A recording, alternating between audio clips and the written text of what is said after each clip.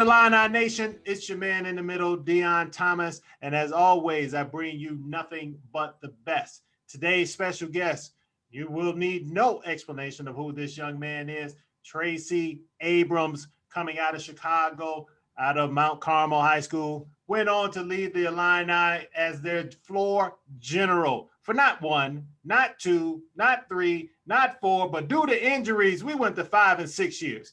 But today's podcast is brought to you by the Bet River Sportsbook. Check them out. My man Trey, how you doing, baby? Man, what's up, Deon? Man, I'm glad. I'm going good. Thanks for having me on the show today. I appreciate you.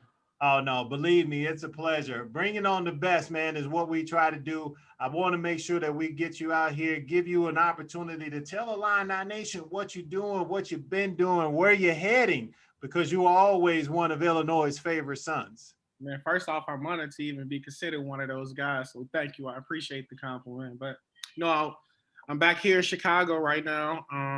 Obviously, I played pro for a couple of years. I decided to, make that transition into the real world. So now I'm back here in Chicago. I'm running my own youth program, Chicago Positive Impact. It's a youth program dedicated to, teaching young men how to be leaders and also teaching them life skills. We also using this through the lens of basketball. So it's been great just to be able to, work with so many young men, and have an impact on their life, a positive impact on that. So that's been good for me. That's big time. But what we're going to do, we're going to definitely get back to that because I want to unpack that some more because that has always been a passion of mine. Of course, coming out of the inner city in Chicago, man, and what you're doing for these young people is tremendous. It's a necessity. But let's go back first, and then we're going to move forward. Mount Carmel, one of the best players, not just in the history of Mount Carmel, we're one of the best point guards, bro, to come out of this state. How'd you land at Illinois? What was the motivation to get to Illinois? Because I know there was a bunch of other schools that were chasing you. They always coming in here trying to pluck stuff up out Chicago, man. What made you stay home, big fella? Man, I was highly recruited when I'm coming out of high school. I committed my sophomore year. We talking about Illinois basketball. I'm from Chicago, so the connection is already there. So growing up, I watched guys like yourself and, D Brown and all those guys. So it was already connection. So once I had the opportunity, they were like, yeah, we offer you. I was like, that's like a dream come true to be able to play for your home state school, especially Illini. So it was great, man. It was dope. And I wouldn't change a thing about it, honestly.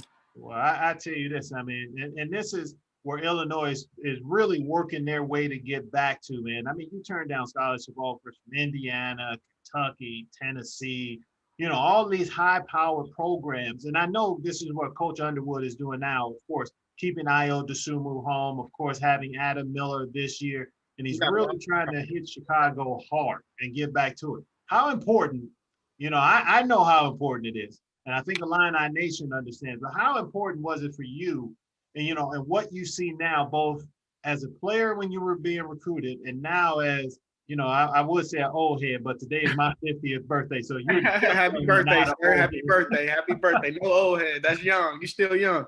Well, 50 years young, but they say 50 is the new 40. Well, when you see what Illinois is doing now as compared to when you were coming out, what is it that these young people need to look at when they're looking at their state schools as opposed to, an Indiana, a Kentucky, or one of these other things? In comparison to Illinois and the Chicago kid, you can't compare that. The home feeling, the support you get, it means more. It got a little bit different feeling to it because, you landed on the back for, your city, your state.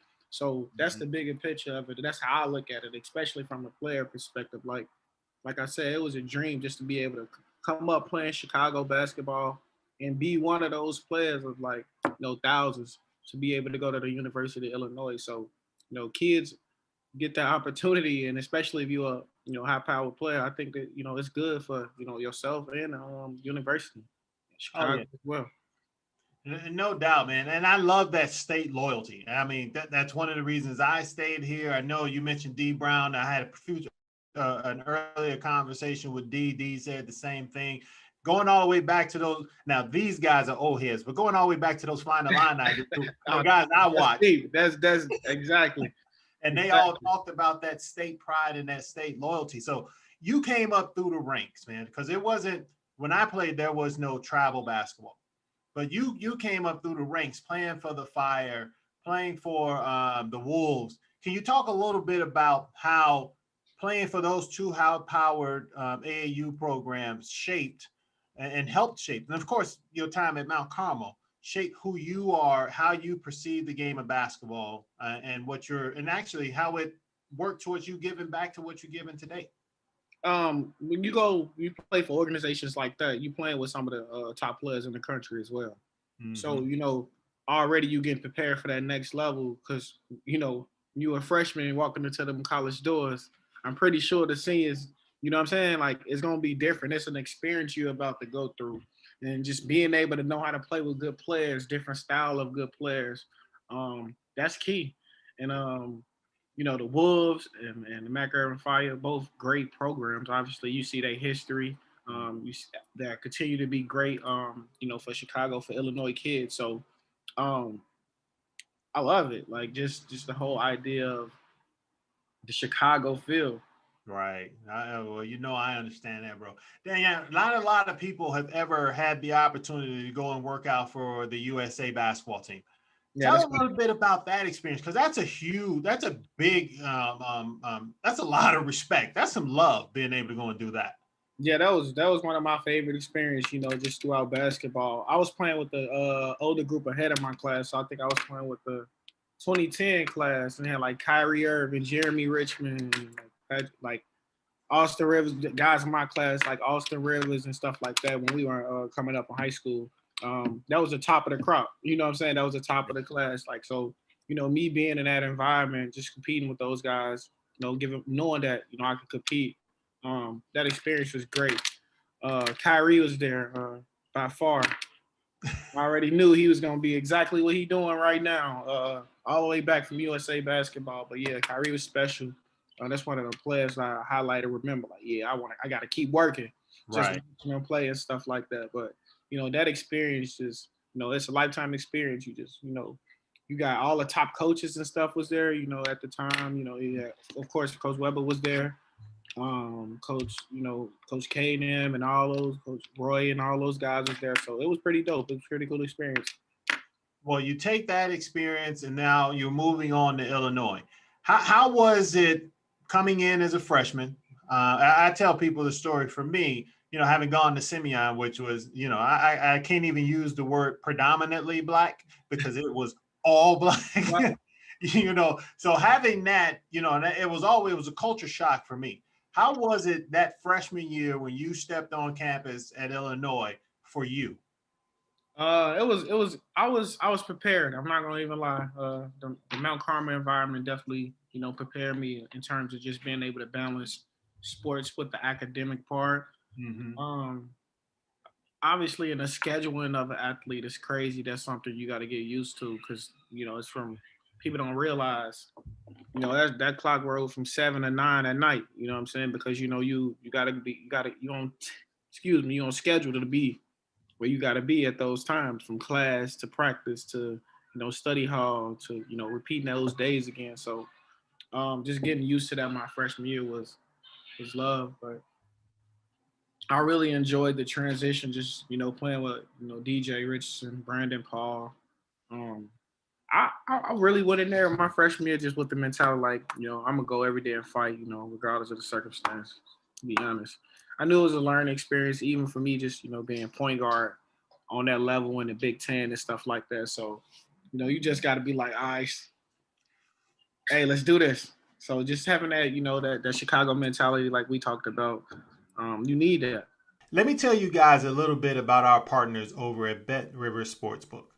If you haven't signed up yet with Bet Rivers, now's the time.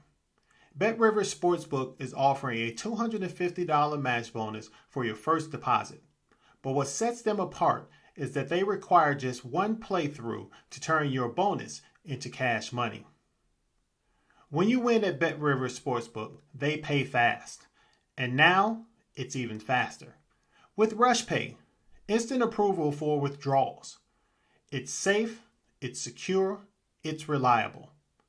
With March Madness right around the corner, there's never been a better time to give BetRivers Sportsbook a try. Go to betrivers.com today or download BetRivers iOS app. Must be 21 years or older. If you have a gambling problem, call 1-800-GAMBLER. Well, you stepped on, man, and you stepped on and showed out. I mean, that 4 years, that 6 years because of the injuries, but that time when you were there, it was clear cut that to me that you were the heart and soul of those basketball teams. They didn't go unless you took them. This is true. Everybody followed you. I mean, I humbly agree with that. People definitely, if I was going, the team was going. I mean this in the least cockiest way. I was the last point guard to go to the tournament. Yeah. People don't. When you look up the stats, you can go check that out, and just looking at that year and reflecting, like, as the freight train growed, I had to be in a position where I was playing well, or I was putting guys in positions to play well, through situations. So. No, yeah. what you did, man. I mean, your first 3 years, I mean, were solid. Really solid, and you were definitely as I said, the catalyst to how that thing. And you played with some ballers on that team. And that fourth year would have been crazy, though. That was the year I knew for sure. Like that summer, we were. I can honestly say we were like the team who I literally played with going to the tournament. So, but we got the injuries and guys and stuff that was happening. So like. But if I was able to be healthy, we were able to really do that thing with that Rayvonte and Nada and all those guys, I think we would have made some noise. But I definitely agree with that, man. And you get the injury, and this is one of the things that I don't think a lot of people understand. You as you mentioned, you're rolling. You're thinking this is going to be that team where you can really push them and go far in the tournament. You have the injury. What's going through Tracy Abrams' mind when you realize that you tear your ACL? It was just like more on some, just reflecting back, and I can look on it now. I was down. I was like, what I'm saying? Like, you get an injury, especially a season and the injury. You're a senior. We all got like these NBA dreams and hopes and stuff like that. An age, so you got to know as a player. For me, I'm realistic about that. That's going to impact my situation. So that was something that I thought about. But that year, helped me to prepare, like, for what I'm doing now. In terms of the mental space, the mental capacity of, being able to accept who I am and, what I'm doing and the vision that I have for myself. Because, being sidelined, all you're doing is watching. Then I got to thinking, what am I going to do if I'm just literally, I can't hoop no more? What would you be doing? So I started to take, my life a little bit more serious, especially when I got in, master classes and stuff like that. So that year was tough, but like it made me who I am now, if that makes sense. No, it makes a lot of sense because adversity does one or two things. It either breaks you or it makes you. Yeah. And it seems like, you handled that the right way. And I remember watching you. You were another coach over there on the bench as well. Tell about, you didn't just leave that leadership when you got injured. You carried it over to the bench. How was that experience now that you're not on the court, but you're still, barking at guys or trying to help and teach guys, and then you got the new freshmen and young people coming in? Tell a little bit about how that experience, we talked about how it makes you, but how did that benefit the other people that were on your team? Because I think a lot of people in the world, when they have something bad happen to them, they go into this hole and they, that was my main thing that I didn't want to do. I didn't want to just be isolated, because the more time you self, the more depression, the more negative thoughts and stuff like that. So I'm like, I had to put myself in a different perspective. Like, what if you do want to coach one day, or, what if you lead? Or because I started to take I started taking organization classes, leadership classes. So it was like, what if you leave your organization? Like, what would you be doing? So I was already in a mindset where I'm practicing, the stuff that I'm doing now, in a sense. So you had an opportunity to be able to hand off some of these lessons that you're learning, both from the injury and in class, to your teammates. Yep. You prepare and you work your tail off to get back, and then you have another injury. Yep. How now? I am a eternal optimist. I am forever positive. But how did that? And I get that from you. How did that second? I think it was the Achilles, right? Mm-hmm. That time. How did that affect that one messed my mentality up a little bit. I had to honestly, like after that one, I got like real connected, like with positive energy. Honestly, like thinking positive, being positive. I really, really had got connected because once that first happened, I was low. I was like, damn, like I don't even got a chance. And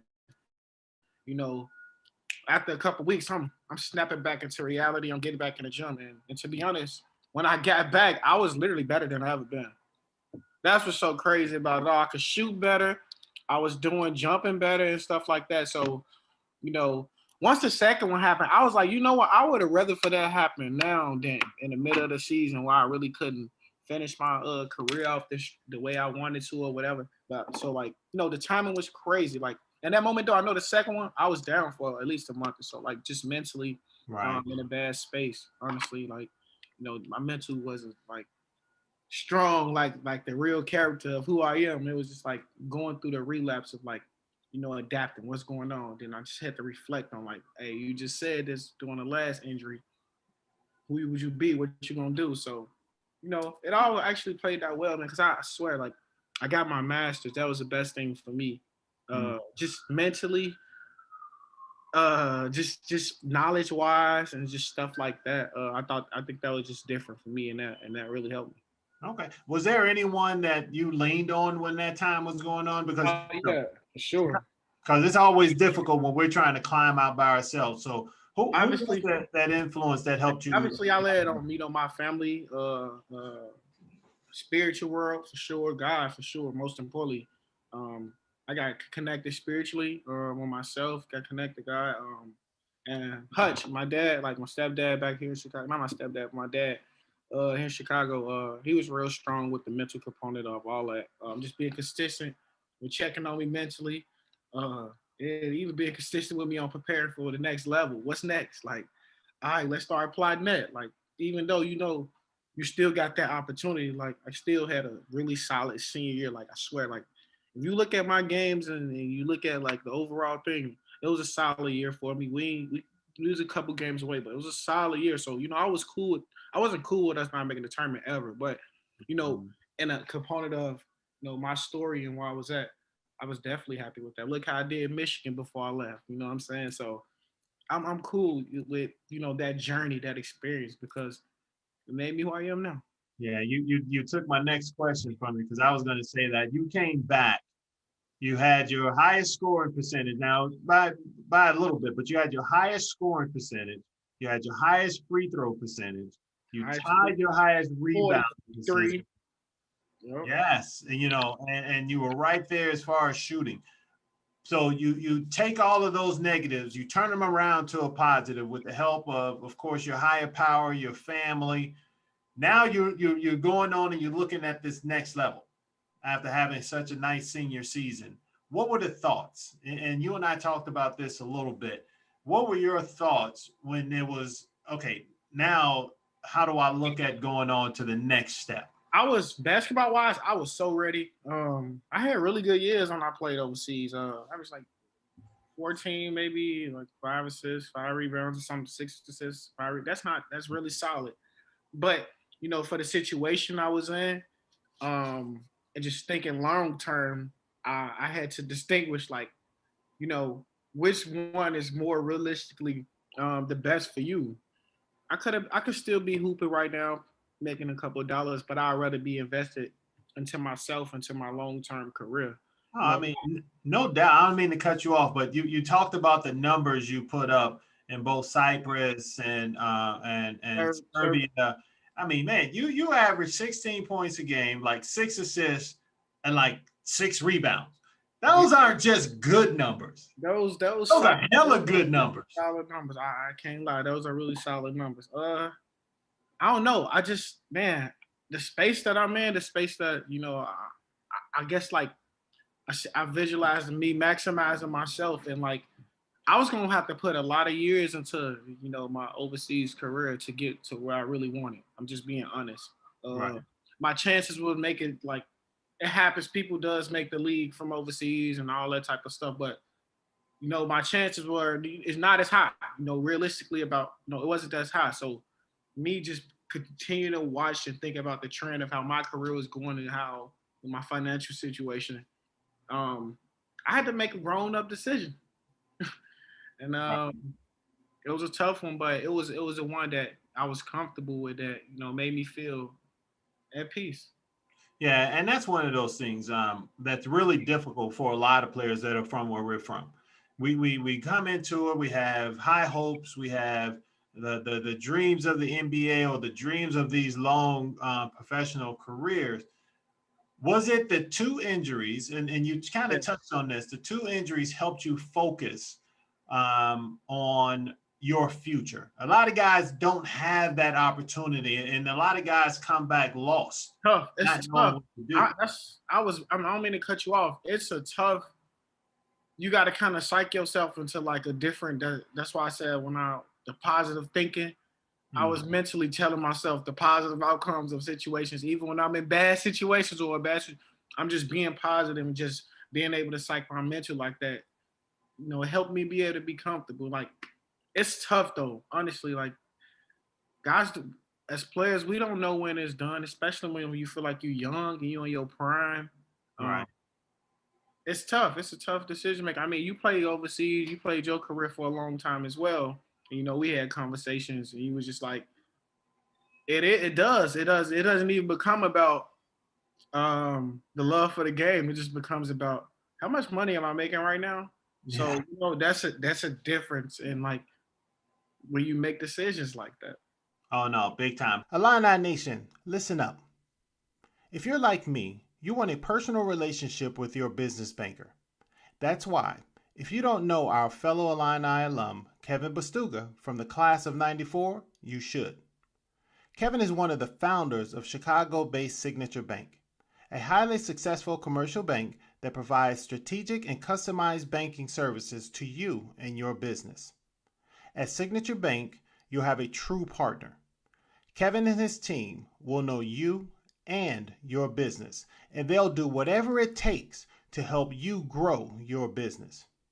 Whether you need a line of credit to expand your business or finance new equipment, Signature Bank is here to help you.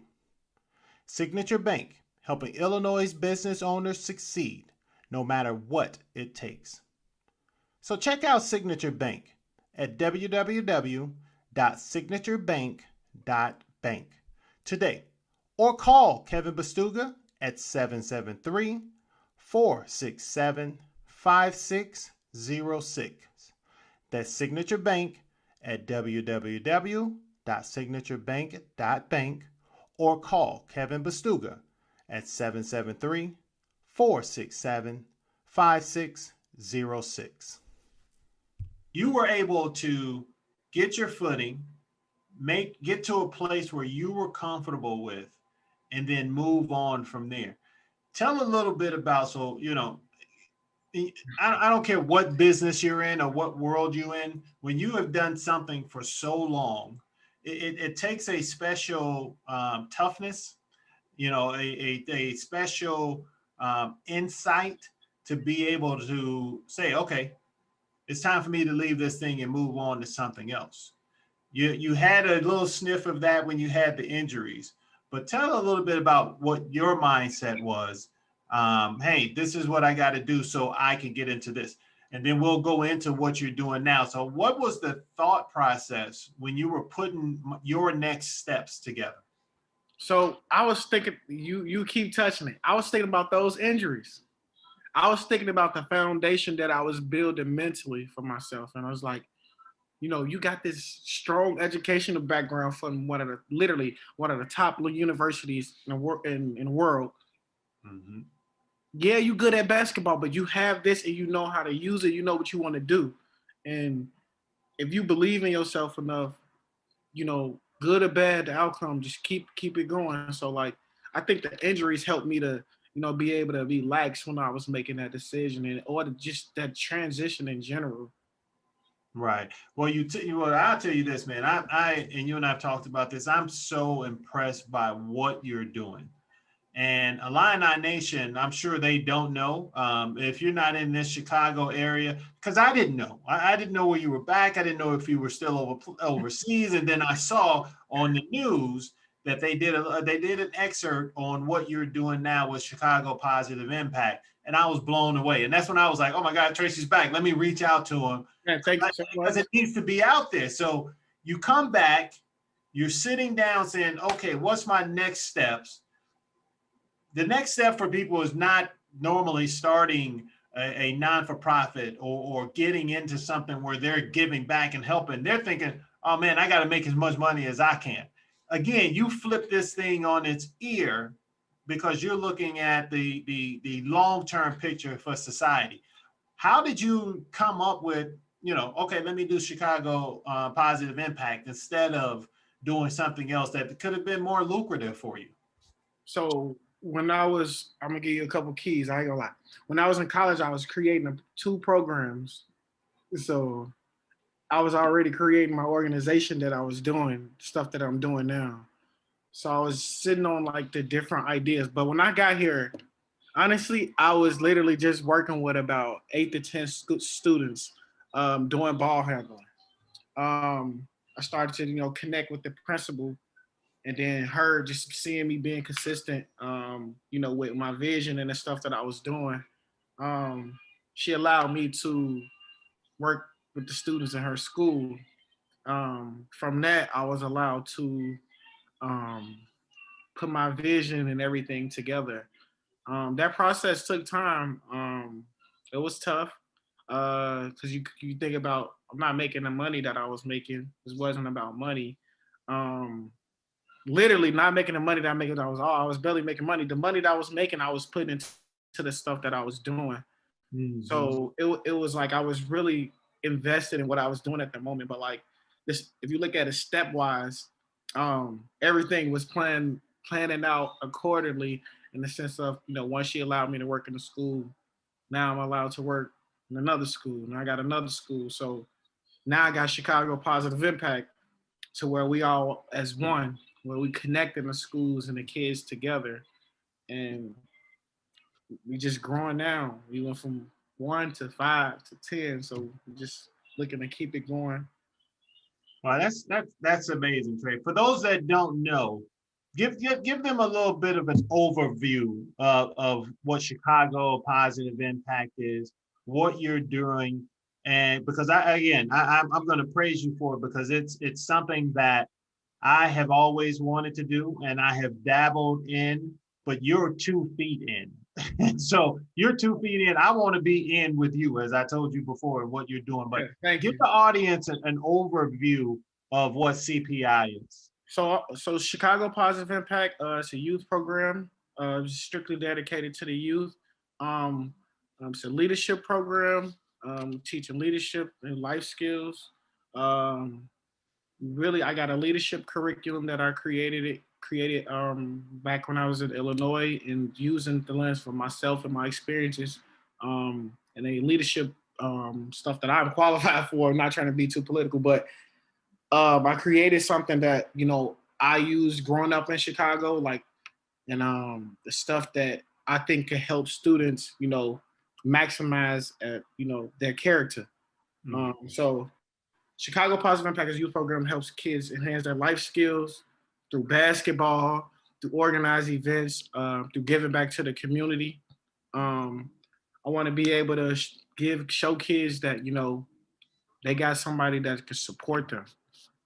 You don't have to just be an athlete. You could be an artist. You can be a poet. You could play checkers. We want to just provide you with a platform that you can grow as a leader. You can grow in life. Because once you get these skills, they life skills, you're gonna use them, in basketball, in business, and your personal life. So, and if you adapt these skills well, I just think it'll help those kids. Well, I think that's amazing what you're doing. I love the fact that you're using, because there are things that we need to do to draw kids in. It's a fact. And basketball is that one thing that pulls them in, or sports, or now it's esports, or one of these things that pulls kids in. But then you're able to take those lessons from the game and apply them to real life. And I think that is absolutely amazing. One of the things you mentioned in there, another component which a lot of people forget about because they think about sports all the time, is the arts. I love the fact that you're bringing in the arts. Rather, you mentioned drawing or those types of things. You bring them in. Whatever Kids have a lot of interest. So like I know, opportunity is what's key. So now you start off. And what was your first school? Persian Elementary on the south side of Chicago. There you go. I actually know where Persian is. So you get in Persian, and you bring these kids along. How have the kids responded to you and to the program? And the reason I ask is, I totally get it. I totally get it. So my kids love my program. Man, I wish I could show you footage. If I could, I would. It just they give me the energy, the courage to keep this going, because like their feedback is, and we need more programs like this, some positive that keep us off the streets, and just have us something good going on, or something good to do. Like just seeing kids like have that understanding of like this program really trying to have a positive impact and help us out. And like it's nothing. Kids never have to pay anything. Let's get this. I never charge my kids anything. So everything is about giving to them. So man, the feedback has been great. I had a banquet with one of my off with my first 12 months. I had 4 schools, so I was able to fund a banquet and stuff like that. And that banquet, just that feedback from the kids, it allowed me to just keep it going, keep the vision going, stay up, stay positive and stuff like that. So man, I'm pleased by the feedback. It's crazy. They call me every day. I get calls from a kid. I promise you. I haven't seen a lot of my kids during COVID, but kids reach out to me all the time. When we getting back in our gym, when we got our lessons, when we giving back to the community. And that stuff is like, it's fire for me. That's what keeps me going. Well, you talk about one of the things, and I think in our community that we don't learn at an early stage or an early age is giving back.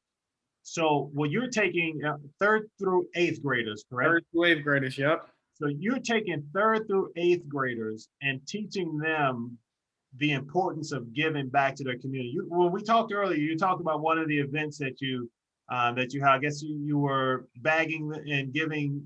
So we did a homeless drive last year. We packed bags of foods and we went out to various locations in Chicago. Just gave out care packages of food to people in the community. Obviously, we was during Corona time and stuff like that. But all my kids in my program were the ones who made the food and stuff like that. So that's they hands on, with the activities and the stuff that we're doing, which is, like you said, the value of giving back is understanding the value of life. So that's something that I believe and something that I want, my kids to live up to as well. Well, that is definitely impactful. I'm getting a little tongue tied over here, but no, it's definitely impactful, because when you teach people to give back, then this is something that they carry on with them through the rest of their lives. So, as you move forward and you continue to grow, providing those opportunities will really enhance the lives of those young people, man. So I have to take my hat off, bro, and commend you for what you're doing. So let's pull it back to the basketball side. All right. You bled on those uniforms the same as I have. Okay. You've had an opportunity to watch this year's team. Tell me how they make you feel. Tell me what you're thinking. I want to know from a dog. I honestly love this team. They really about, I feel like they about that life. They not scared. They got that old-fashioned toughness feel. Ayo's doing a great job with just the whole leadership component, feeding, balancing, scoring, balancing, making his teammates better. It's a perfect mixture, and they've been able to make a lot of noise. Obviously, we got yesterday, but it's they locked in. I think they locked in. I really like this team. I'm hoping to see them do some real special things right now. You and me both, man. Well, I'm banking on Ayo for Player of the Year. I gotta let everybody know that. I tweeted something like that the other day. I gotta give him my support. He's come on, man. The kid got two. That's not normal. 2 triple doubles in a season in college like that, especially. Just the clutch gene he got. He's been killing, man. I'm impressed. I'm honestly impressed. I can't lie. He has been. He's been lights out, man. I mean, I know you. And I'm a little jealous at this because you had Nana. You had a real center. Kofi, is linked up with Ayo. I didn't get a real center, man. He's the real deal. He's the real deal. He's the real deal. I was watching one of them games. I think it was a Minnesota. The man dunked like 8 times one of those games in the recent, every single basketball he touched, he dunked. Yeah. He's like that. He nice. I like this team. Oh yeah. I hope not mispronounce his name. Curbelo, yeah. I like him. He tough. He fearless for real. When you see him play, he just, I'm trying to win, but I'm out here. I'm gonna be tough. I'm here. You're gonna feel me. So I really like that vibe I get from him, even just from thinking now and just moving forward. You got Adam, man. I'm impressed. I really. Hold on. Let's backtrack just a tad bit. This is from, in my opinion, one of the best point guards we've had. You talking about one of our newest point guard, which I think this kid's ceiling is so high. If you're looking at him, and what is it that he needs to work on as he goes forward, as far as understanding the game and seeing it and do what do you see? You from a point guard to a point guard. Experience. He'll just get more experience. He got experience thing one. As you play, you get more reps. You understand the game a little bit more, especially in college. College really does a great job with teach you the understanding of the game from scouts, from understanding what players score at, just the different schemes that people use. So he's learning all that stuff. He got to be a better shooter, if we're being honest. Yeah. But I like him a lot. Well, I've taken when I'm on the radio. It's been nice. And first, let me get I like Trent. I love Trent. Mm-hmm. He had a very fearless career. He deserves a little bit more credit than he definitely get, I think, in my opinion. Proud of him and just strides he's made. I'm proud. Oh yeah. He handled everything with class, and in the long run, he'll be a player that's also I remember Trent. Just from how just played hard, kept working. Was a great teammate. That's how you do it. So. Well, I was going to add, that's actually a great point. And I'm going to touch on that real quick because you played for 2 different coaches and now he did the same thing. What is that feel when you go from one coach to another coach? What's the mentality to make sure that you are successful in those, in that situation? Because I agree, Trent handled it like a champ. But I don't think that question, I've never seen that question asked of him in interviews, and I haven't had him on quite yet. I'm waiting to get him on. But since I have you that has done that, what's the mentality when you're going into that one coach leaving, another coach coming? It's different. We talk about recruitment plays a part and all of that. The player you bought in versus a player that was there when you got in. Right. And that player was good, so it's politics that come on both sides in a sense. It's different. Coaches on your coaching staff, you got coaches who recruit players, and you bring players in. Right. You kind of favor I'm a businessman now, so I can say all this. you would favor the players you would That you bring recruit. in a little bit. You wouldn't do it high, so you got that extra promotion and push in them closed doors. Right. So it's different in that aspect, but from a player perspective, that's not your job. That's not Trent's job to worry about that. That wasn't my job to worry about that. It was my job to be responsible in school, work hard in practice, and make sure I'm definitely working hard on my own time because you got to put the extra in. And whatever my role is, I can execute that better than anybody else in terms of my role. Yeah. You know what? I love it. All three. He did. That man deserves his respect.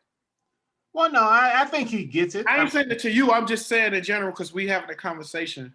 Right. I ain't saying he don't get it. I'm praising him because we have similar situations, like you said. Yeah. But I gotta give him his flowers. I like that. Give him his flowers. I hope he see this one. I hope he definitely see this because he deserves it. Oh no, I agree with you 100%. But you nailed it right on the head for any of those players that or any of the parents that have kids that are playing. Because like I know nowadays, kids want to go from one place to another. Parents are snatching them and putting them here and taking them out for this AAU team or taking them from this college. And now with the transfer portal being the way it is, concentrate on your job. Don't worry about, you can be concerned about what the coach is going to do. But as you said, make sure that you're putting in your work, that you are being the best at whatever your role is, that you're the best at it. Because I'll say this, I coached for 8 years. I've never seen a coach keep a good player off the court just because he didn't recruit him. Thank you. So but people get gobbled up in it though. A lot of players do. But it's like I said, it's a mentality thing, that toughness. And you got to have that, especially in those situations like that. Yeah, but you're right about Trent Frazier, man. Handled it like a chief. And as he continues to knock down threes, he keeps climbing up the ladder board and three-pointers made and overall scoring. So he definitely deserves it. You mentioned Adam Miller. Of course, he played for your AAU program, when he was with the Fire. How do you see him progressing as he's coming along? Because I went to watch him play a couple times in high school. I like I said, like with those young guys, like we talked about earlier, that freshman transition year, it's a lot of learning stuff that's going on in that game that you just gotta get reps at. Playing Michigan State, constant down screens and back screens, side screen stuff, and you not knowing you getting hit with one because you sleeping on the scout report a little bit, but right. It's just a learning curve for them to experience thing, but. Adam Miller, excuse me, my young fella. He gonna be really, really good next year. Watch. Oh, I agree with him. When he had his first game and he came out with lights out. Now, of course, it wasn't against the same level of competition, but I made the statement and I'll stand by it. If he had picked up, again, it's a learning curve, that he was going to be really good for us as a freshman. And I actually went on the limb and said we might be looking at our freshman of the year. Now, of course, the boy in Michigan is probably going to get that, the big fella in Michigan, because he's a monster. He's a monster. It's true. It's true. You got to give love where love is due. Hey. Dude's a monster. But when you see the growth in these young players, man, we talked about it. And to, you're more of a peer to this age group than I am. Because basketball has changed, and it's changed a lot since I played. Like you saw the Michigan State game last night, right? Right. Everybody complaining about the physicality. I know. Yeah, those weren't fouls. In my day, those weren't fouls. He just got up off the floor and kept on playing. Yeah. So the refs, they was on the refs bad about yesterday. So. Oh yeah. Well, while I was on air, man, my phone was blowing up. They was tweeting the refs at Big Ten refs or something like that on Twitter. Yeah. It was like that. Then a foul on Ayo, of course. Yeah, but if they go back and look at some of those mid '80s, '90s tapes, man, that's every other play. Yes. I even laid down a couple fouls like that. Like, all right, get up, let's keep playing. But no, man, it's so great to see that you're still a fan, and you're able to Always, man. Those kids, man. We got hard jobs as players. You don't understand. Oh yeah, oh We yeah. got I love our fans. One of the top fans out in there. the country. But they are tough too now. Let's not forget. Yes, they are. I love y'all, but y'all are tough at times too. We see that. We be in our feelings a little bit sometimes as players a little bit. Don't try to cut us too deep. Nah, it's all love though. But yeah. Then see, that's a different era. We're talking about a different era. I didn't have to worry about Facebook, Twitter. Oh, these kids care about it. They do. I didn't, because there was no social media. And it was coming around at the end of, while you were playing. How did you deal with some of that stuff? Because it just gives people instant access. I've never been social like that because of that. I really wasn't. If you look back, I never really tweeted. I never really posted. I was just like, I'm not even finna get into that because I already got daily battles I'm fighting. I don't need to fight with them either.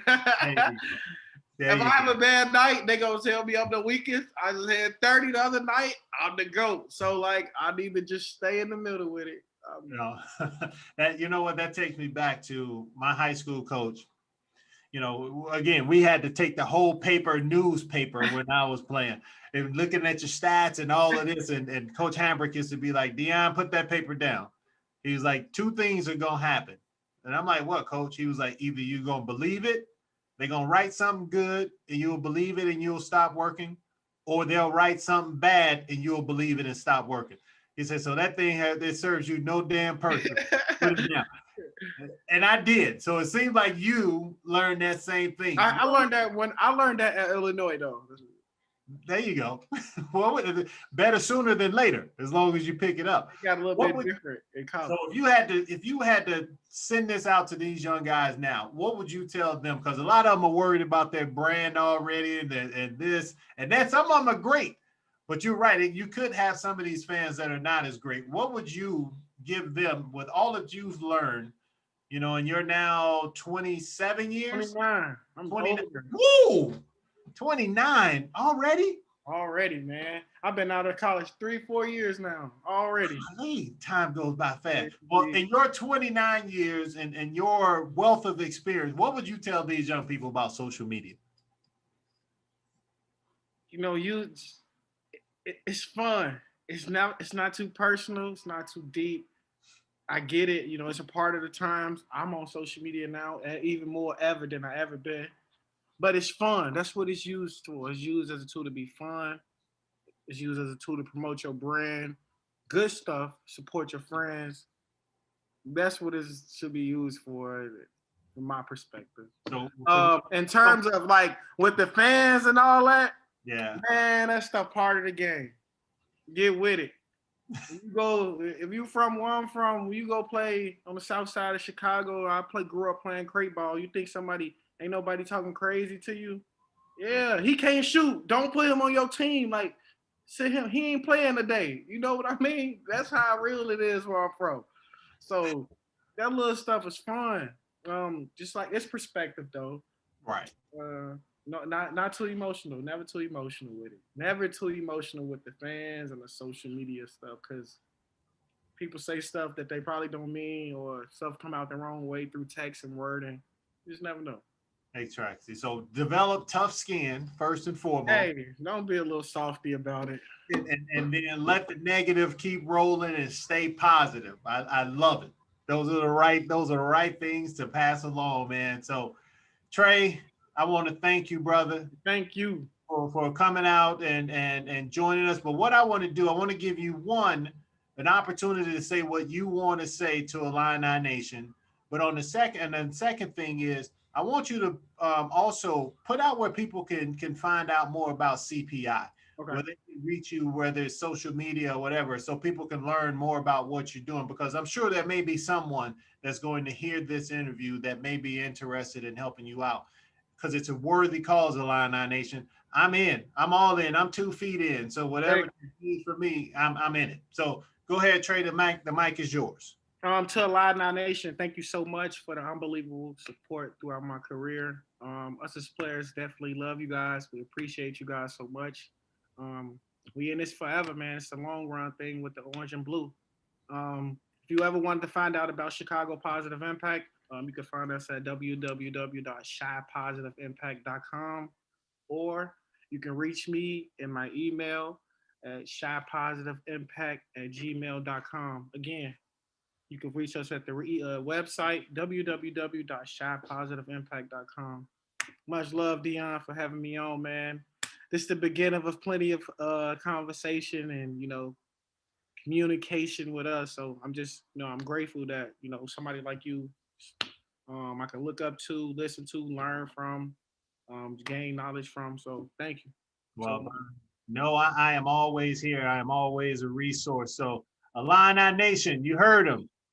Check that website. Go on, reach out to them. These young kids need opportunity, need influence, and Tracy is providing it. And as I said, I am all in with 2 feet. Just going on down. It's just all up in the water. I'm in. So, Illini Nation, I'm going to wrap this up. Please go on to Spotify or Apple Music, like, rate, hit that check mark for Champaign on Ice. And as well, go on and look up the 68 media, Field of 68 Media Network, like them, because if it's not for them, you don't have your boy on here. So go on and check them out. There's a lot of great content on there as well from various institutions across the country. So if you got, a cousin or something that's a North Carolina fan, we got North Carolina on this network too. So go on and check them out, man. They're doing some great things. They're doing some positive things. But again, this was brought to you by Bet River Sportsbook. I thank them. I thank my partners for making this possible. We're going to close it out. Again, this is your man in the middle, Deon Thomas. Love, peace, and hair grease. Holla.